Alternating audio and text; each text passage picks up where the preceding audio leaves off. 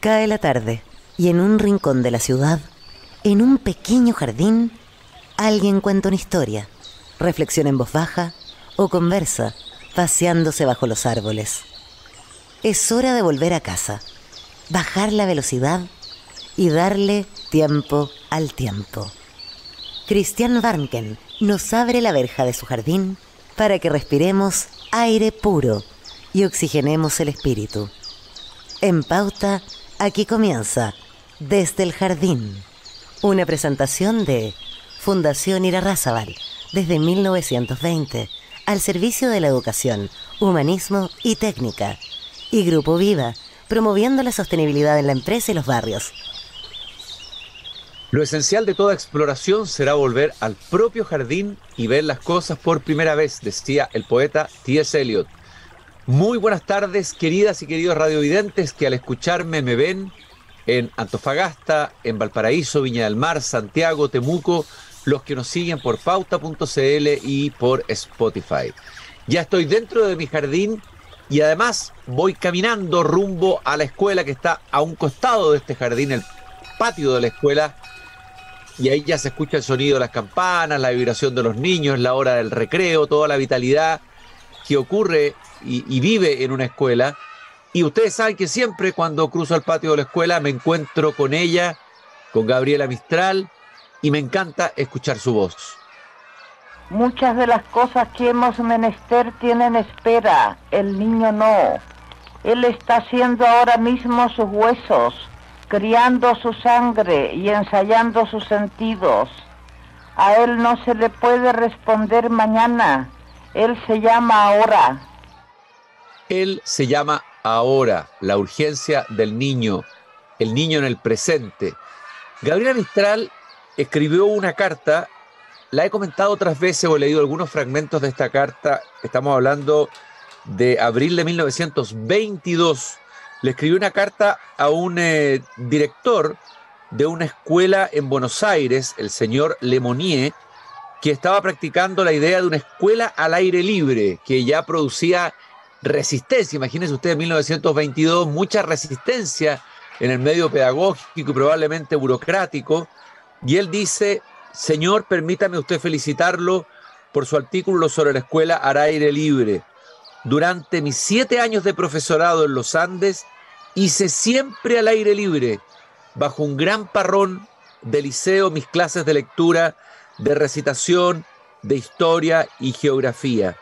Afronté en los comienzos las burlas, sanas algunas de mis colegas, y dejé pasar los chistes de las niñas que hallaban divertida su nueva situación.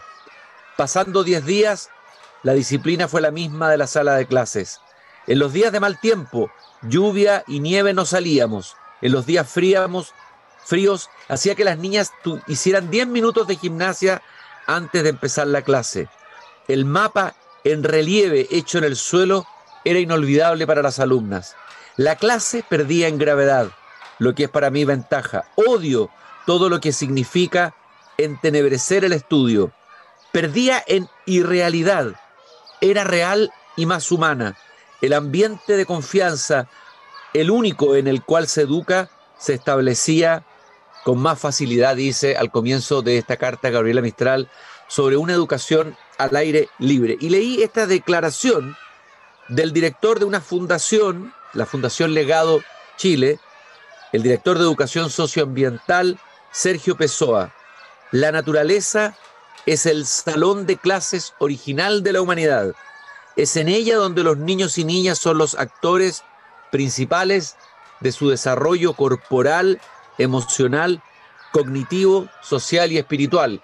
Y me acordé de Gabriela Mistral y por eso le pedí que me invitara al patio de la escuela a conversar sobre esta idea de la naturaleza como la sala de clases original de la que nos hemos alejado desde hace tanto tiempo. Sergio, un gusto saludarte en esta tarde aquí en el patio de la escuela.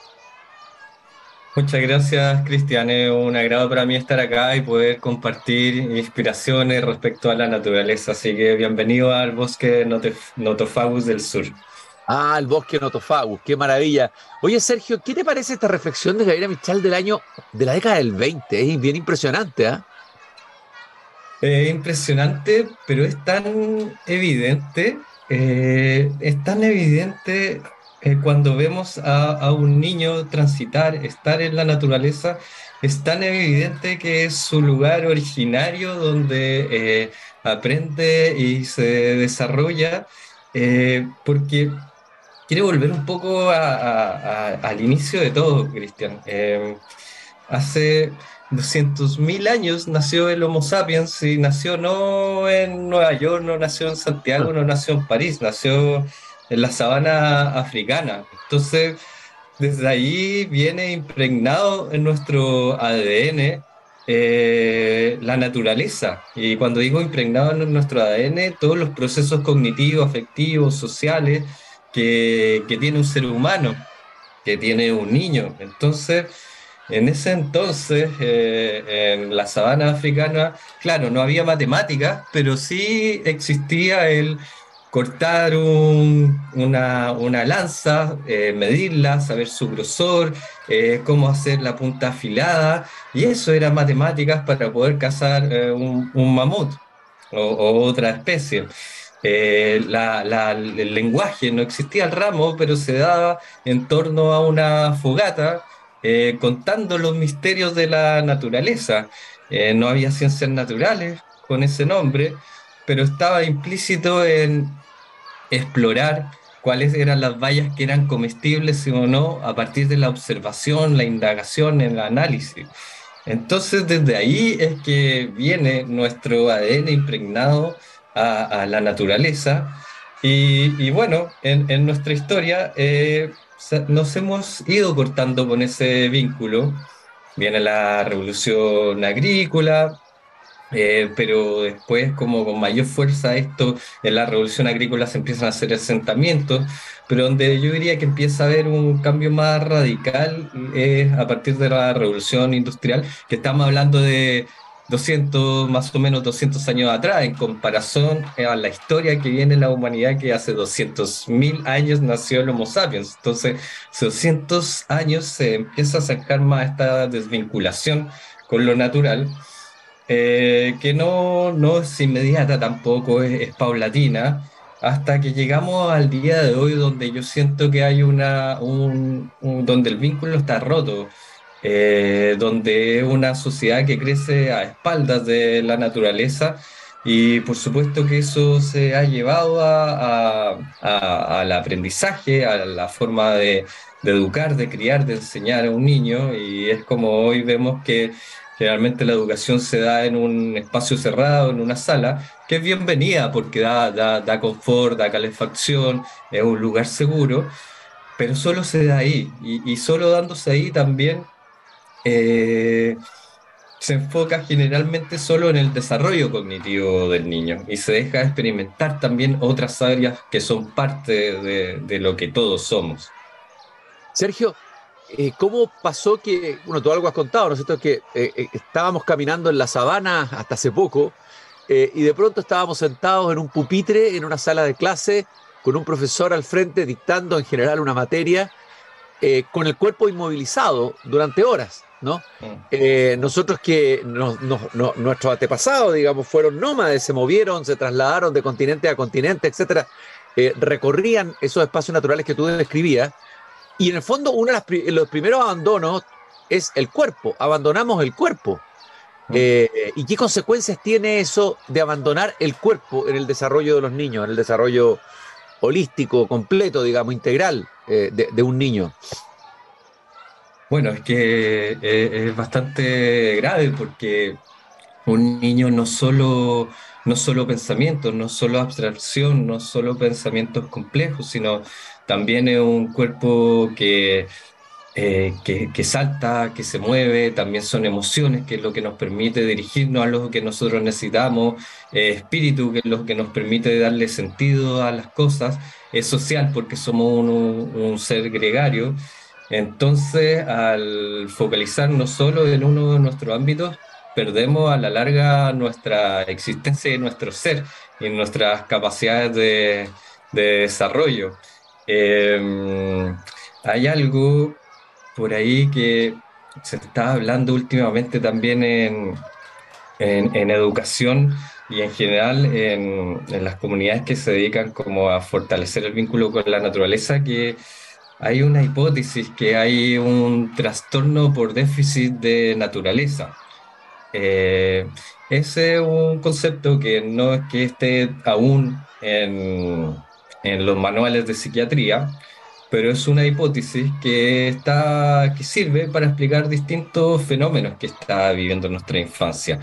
Fenómenos como, por ejemplo, son eh, las altas cifras de depresión actuales, los niveles de estrés en nuestra infancia, el déficit atencional, los altos niveles de ansiedad, inclusive también problematizaciones físicas como es la obesidad, como también dificultades en nuestra visión.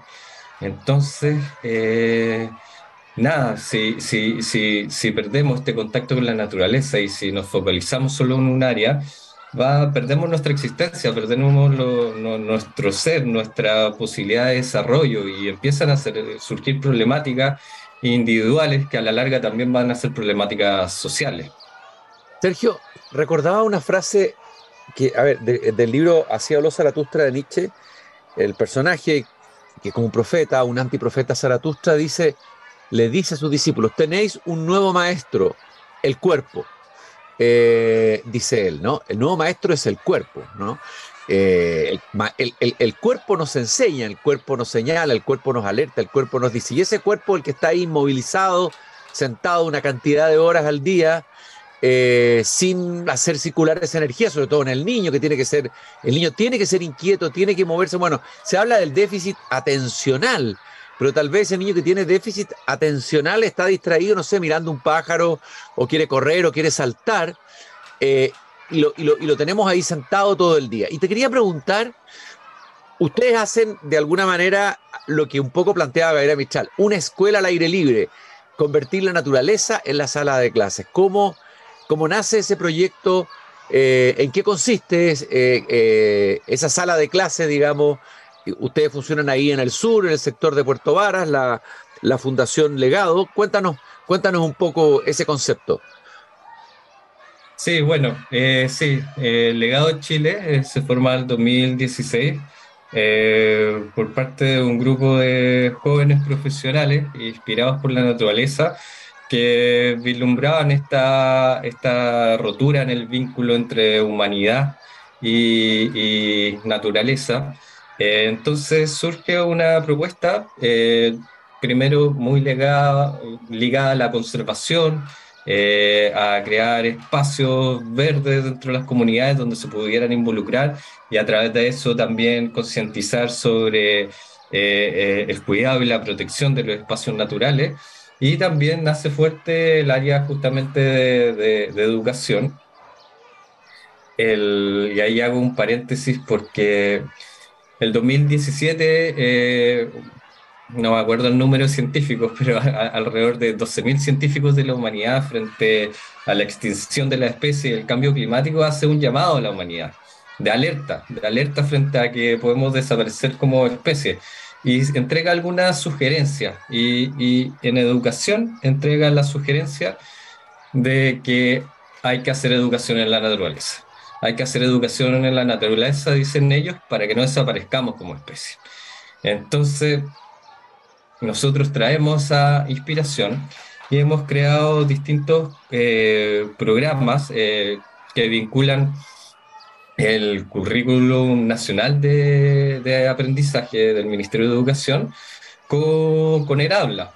Entonces, es desde ahí que actualmente tenemos en el área de educación programas como viveros escolares, donde los niños a través de la vivencia de la creación de los viveros escolares pueden conectarse con lo vital, con la vida, y entre medio también cumplir con objetivos del currículum nacional.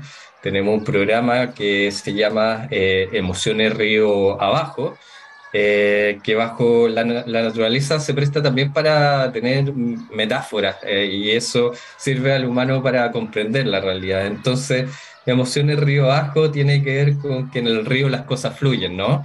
Y las Bueno, emociones también fluyen. el viejo Heráclito, ¿no? Uno no se baña dos veces en el mismo río.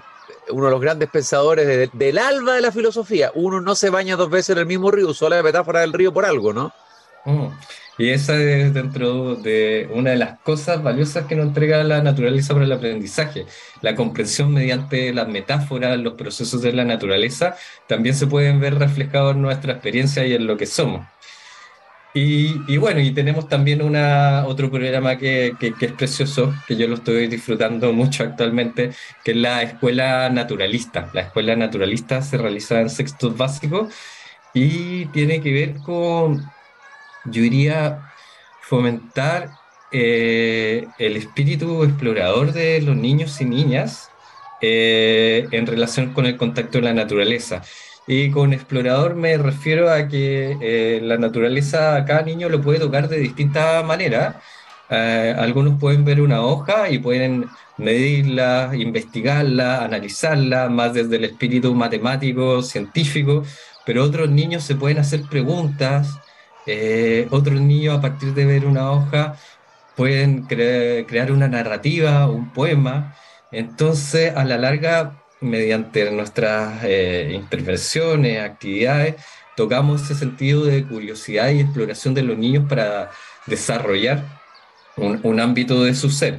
Y como digo, también todo esto es muy importante para nosotros que esté ligado también con lo que pide el Ministerio de Educación. Hay un currículum nacional que, aunque uno no lo crea, da la cabida para que los objetivos de aprendizaje basales y transversales puedan ser vinculados con espacios de educación en la naturaleza.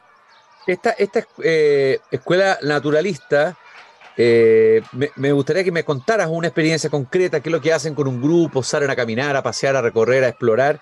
Y entiendo que también los niños finalmente escriben o generan una bitácora, o hay una bitácora, no sé si la bitácora la hacen ellos o es la bitácora que... a ver, cuéntanos, muéstranos así bien, con un ejemplo bien concreto, cómo es esa escuela naturalista. Sí, mira, la escuela naturalista se compone de 4 sesiones, dos en aula, dos al aire libre, eh, y vamos trabajando a partir de esta bitácora que entregamos, que es como que es un tesoro para los niños, donde pueden anotar, explorar y se invita a partir de algunas actividades a disfrutar y descubrir la naturaleza. Entonces, lo concreto, por ejemplo, en la sesión 2 vamos al río Maullín. Río, Antes de un segundito, hay un segundo. El río Maullín, mucha gente no lo conoce y es una maravilla. Me gustaría que nos contaras brevemente cómo es, qué es ecosistema, que es el río Maullín. bueno, el río Maullín nace del lago Yanquihue y desemboca al mar más o menos por ahí en Maullín. Tiene una extensión de 85 kilómetros maravillosos, de una belleza impresionante, donde podemos encontrar Hualve. Hualve es un bosque hundido que está prácticamente en extinción y que los pocos lugares donde se encuentra es acá en el río Maullín. Y el Hualve es este río, este bosque hundido. Entonces, son árboles que crecen desde el fondo del río y van haciendo islas a lo largo del río. Y en estas islas se puede encontrar gran biodiversidad. Eh, hay puma, hay pudú, hay huiña, hay zorro, y específicamente Huillín me quiero como detener porque es una especie en peligro de extinción. Entonces, nada, es una joya que tenemos acá a pocos kilómetros de donde vivimos, de muchas comunas, que es muy poco conocido, donde también tiene impacto, impacto de la industria. Impacto también de inmobiliarias, entonces es un tesoro que hay que cuidar sí o sí, y de ahí también viene nuestra necesidad de llevar a los niños y niñas a la ribera de este río para que lo conozcan. Ustedes trabajan con escuelas públicas, subvencionadas, privadas de la zona, es una variedad de escuelas. ¿A dónde está el enfoque? El enfoque son escuelas con vulnerabilidad escolar. No obstante, igual trabajamos con distintos tipos de escuelas, colegios. Siempre para nosotros como adaptándonos a los contextos de cada escuela. Entonces, te contaba de, bueno, la sesión que vamos con los niños y niñas a la ribera del río. Entonces, ahí, por ejemplo, hacemos una actividad que se llama el mapa de sonidos. El, el mapa de sonidos consiste en que en la ribera puedan cerrar los ojos y levantar la mano y empezar a contar los sonidos que van sintiendo. Entonces van sintiendo el sonido del chucao, un auto que pasó, el sonido del río, el viento, otro pajarito. Abren los ojos, ahí hay importante remarcarlo que hay un contacto sensorial que es base para el aprendizaje. Esta es desde la escucha, que muchas veces que no es de los sentidos donde más nos focalizamos. Entonces abren los ojos y ahí hacemos un mapa de sonidos. Entonces, individualmente en una pizarra, cada niño es un símbolo y alrededor de cada niño va poniendo un símbolo de las cosas que escuchó. Entonces está este mapa de sonidos. Y en este mapa de sonido empiezan a comprender, por ejemplo, comprenden que es un símbolo, ponen metadatos, ponen una tabla comparativa entre el sonido y el símbolo. Entonces es así como a partir de una experiencia sensorial también estamos cultivando como un espíritu científico mapa de sonido. Esa es una de las actividades para ilustrarte. Sergio, me recordé lo que estabas contando, que Gabriela Mistral tiene un mapa audible de Chile, en un poema donde va oyendo Chile, lo va oyendo a través de su sonido específico también tiene un poema de Chile, que es el último poema que escribió Gabriela Mistral, que va recorriendo Chile, vuelve ya hasta fuera de Chile, pero vuelve como fantasma, ya muerta, y va guiando a un niño tacameño a través de Chile, le va mostrando las plantas, el río, la naturaleza. Ella, la pedagoga, está dando ahí la señal. Eso es educar, eso es enseñar. Y me quisiera detener en una de las actividades que usted hace, que me pareció muy bonito el título, Emociones Río Abajo. Y que me contaras brevemente en qué consiste esa actividad. Sí, Emociones Río Abajo es un programa que realizamos con terceros básicos y nace en medio de la pandemia, es decir, un momento de alta incertidumbre y complejidad emocional para nuestros niños y niñas. Entonces, desde ahí surge esta necesidad de tener un programa que fortalezca la salud mental. Entonces, también a partir, como mencionábamos, la metáfora del río, los niños van identificando, conociendo cuáles son las emociones, siempre desde una invitación a abrazar las emociones, no desde el distinguir de que hay emociones buenas o malas, sino de que cada una nos dirige a alguna necesidad que tiene nuestro ser. Entonces, una vez que los niños y niñas puedan comprender, entender las emociones, viene una parte central que es qué hago con las emociones, qué hago con la rabia, qué hago con la tristeza. Y desde ahí también, bajo alguna experiencia y técnicas corporales, cognitivas, conductuales y con la metáfora de la naturaleza, les vamos enseñando también cómo gestionar estas emociones. Es un programa precioso también, que creo que es demasiado necesario en estos tiempos en relación a las altas cifras de depresión que están viviendo nuestros niños y niñas. Estoy conversando con Sergio Pessoa, director de Educación Socioambiental de la Fundación Legado Chile. Estamos hablando de algunos de estos interesantísimos proyectos de esta escuela al aire libre, que incluye proyectos como la escuela, algunos lo hemos citado, Naturalista, Emociones Río Abajo, el Laboratorio Humedal Baquedano, Camina Yanquihue, Laboratorio Salvaje. Eso también tiene un nombre muy bonito. A ver, brevemente, ¿qué es el Laboratorio Salvaje? El Laboratorio Salvaje es genial. Es una experiencia en que se le lleva a los niños y niñas y jóvenes a áreas silvestres. ¿Por qué lo llevamos a áreas silvestres? Generalmente áreas silvestres protegidas, a partir de la necesidad de que las comunidades se vinculen con las áreas protegidas, santuarios, parques nacionales, etcétera.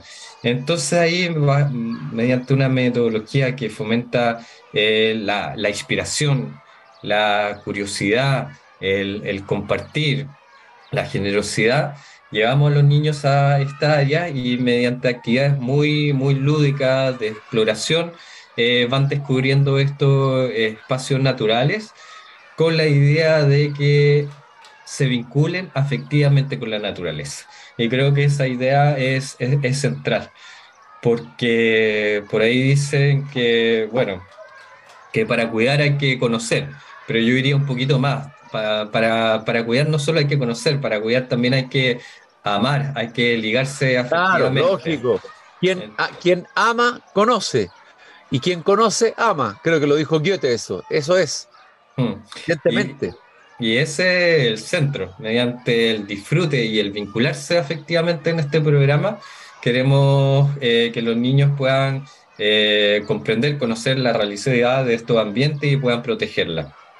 Oye, Sergio, en los últimos minutitos que nos quedan de este interesante paseo que hemos hecho a través de este precioso proyecto de educación socioambiental que ocurre en nuestro sur de Chile, en la zona del lago Yanquihue.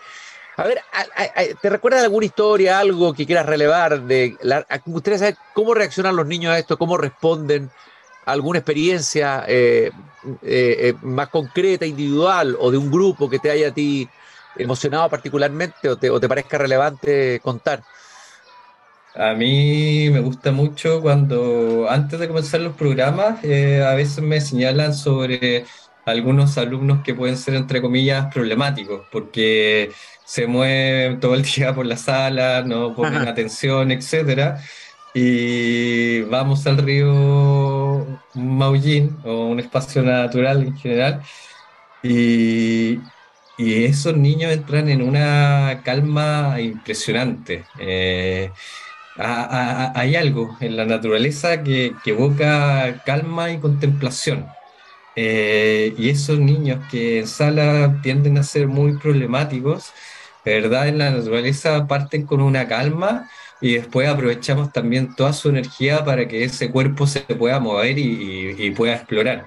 Y, y nada, a mí me emociona mucho como al final de estas sesiones cuando se me acercan individualmente y me dicen como, tío, muy, muy interesante su clase, nunca la había pasado tan bien, creo que aprendí mucho, me sentí valorado, me sentí visto en esta situación. La verdad es que es emocionante y es emocionante al ver los resultados del niño, pero también es frustrante al contemplar de que la solución de escuelas al aire libre está a la mano para estos niños y no sucede. Y ese niño seguramente va a seguir en una sala de clases perpetuando, siendo un niño distinto, complicado. Oh, claro que sí, claro que produce frustración. Estaba pensando, fíjate tú, Hermann Hesse, el gran escritor, caminante, amante de la naturaleza, autor de grandes novelas, fue un hiperkinético permanente, lo echaban de todos los colegios, lo sacaban, bueno, porque él necesitaba caminar, recorrer, como lo hacía Rousseau también, y eso, o sea, esos son niños, no son niños enfermos, son tal vez niños sanos. Habría que preguntarse si el entorno es el que no está enfermo, digamos, el que encierra a los niños, el que los secuestra dentro de una sala de clase, el que los reduce a un pupitre. Quería preguntarte, para terminar, Sergio, si alguien está interesado, lo que nos escucha, conectarse con ustedes, ¿dónde puede hacerlo? Bueno, pueden visitar nuestra página, Fundación Legado de Chile, también están nuestras redes sociales, Instagram, y también cualquier cosa también me puede contactar a mi mail que es speso@legadochile.cl. Yo quiero aprovechar de hacer un mensaje en estos días en que ha habido toda una casa de brujas por fundaciones, etcétera. Yo quiero reafirmar el valor y fundamental de las fundaciones, que son entidades de la sociedad civil como esta, que aportan en muchas dimensiones al Estado, que a veces no se la puede solo nomás. Pues, y yo creo que hay que afirmar, apuntalar, deberían salir las fundaciones, las que están haciendo como ustedes, la pega bien hecha, el trabajo bien hecho, a defender esa tarea, porque no meter todos en un mismo saco y en un mismo bulto. Así que quiero felicitarte, Sergio, por esta maravillosa iniciativa. Cuando esté en el sur voy a ir a visitarlos de todas maneras. Gracias y saludo a todo tu equipo por esta bella tarea de volver a conversar con el río, de volver a llorar y reír con los bosques, de volver a conectarse con el ser primigenio, ese ser humano que caminaba, como tú dices, en la sabana y que a veces ahora lo tenemos ahí encerrado o frente a un dispositivo digital o en un pupitre de un colegio. Muchas gracias, Cristian, por la invitación. Muy contento de compartir el amor por la naturaleza, que es lo que nos convoca. Así que bienvenido a todos a conocer a Fundación Legado Chile. Termina Gabriela Mistral en su carta en 1922, insistiéndole al señor que escribió el artículo en Buenos Aires por la educación al aire libre en el año 20. Y lo mismo te digo a ti, Sergio. Persista, haga a los niños el bien inmenso de más sol, de más aire, de mayor alegría, sencillez y espontaneidad. Todo lo que no se traduce en vida física y espiritual es engaño y traición a la raza y a Dios. La saluda Gabriela Mistral, Santiago de Chile, abril de 1922. Les recuerdo que nos acompaña Grupo Viva, comprometido con la sostenibilidad en los barrios y la cultura en la empresa, y Fundación Irarrázaval. Todos los lunes conversamos de educación aquí en el patio de la escuela. Sergio, un abrazo grande y nosotros nos encontramos mañana nuevamente aquí a la misma hora en este mismo jardín. Un abrazo, que esté muy bien.